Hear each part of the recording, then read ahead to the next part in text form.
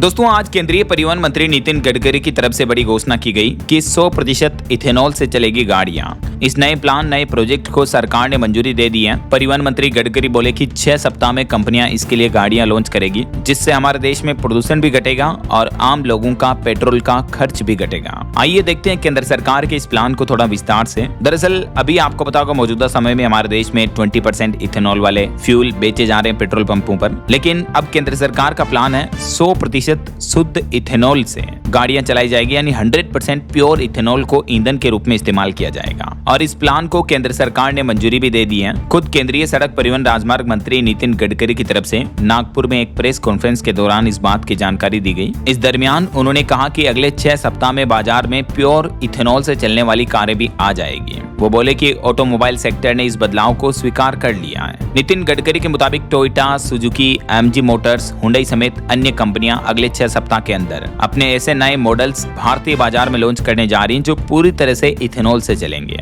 तो जो ethanol fuel है वो पेट्रोल के मुकाबले एक तो काफी सस्ता ऑप्शन होगा, और सबसे अच्छी बात ये रहेगी कि हमारे भारत का जो क्रूड ऑयल इंपोर्ट यानी कच्चे तेल का जो आयात है वो घटेगा, क्योंकि भारत अभी अपनी जरूरत का एक बड़ा हिस्सा विदेशों से क्रूड ऑयल इंपोर्ट करके पूरा करता है, जिससे देश के खजाने पर बड़ा वित्तीय बोझ पड़ता है। तो केंद्र सरकार का कहना कि ये 100% इथेनॉल आने से न सिर्फ आम जनता को महंगे पेट्रोल से राहत मिलेगी, बल्कि भारत का भारी भरकम ईंधन आयात बिल भी काफी हद तक कम हो जाएगा। अब समझिए क्या होता है इथेनॉल। तो इथेनॉल एक तरह से एल्कोहल ही है जो स्टार्च और शुगर के फर्मेंटेशन से बनाया जाता है। आपने सुना भी होगा कि गन्ने से ये बनता है, तो इससे हमारे देश के गन्ना किसानों को भी फायदा होगा। गन्ने के रस, मीठे चुकंदर, सड़े आलू, मीठा ज्वार और मक्का वगैरह से इसको बनाया जाता है। ये प्रोसेस भी आप देख सकते हैं कि कैसे बनता है इथेनॉल। फर्स्ट जनरेशन इथेनॉल बनाने के लिए इन स्टेप्स का इस्तेमाल किया जाता है, और सेकेंड जनरेशन इथेनॉल के लिए चावल का वेस्टेज, गेहूं का भूसा वेस्टेज वगैरह और भट्टा का वेस्टेज, बांस का वेस्टेज, ये भी काम में लिया जाता है। अभी पिछले सप्ताह ही आपको पता होगा केंद्र सरकार की तरफ से राजधानी दिल्ली में E85 फ्यूल लॉन्च किया गया, यानी ऐसा फ्यूल ईंधन जिसमें 85% तक इथेनॉल मिक्स्ड है। 85% का मतलब लगभग हो गया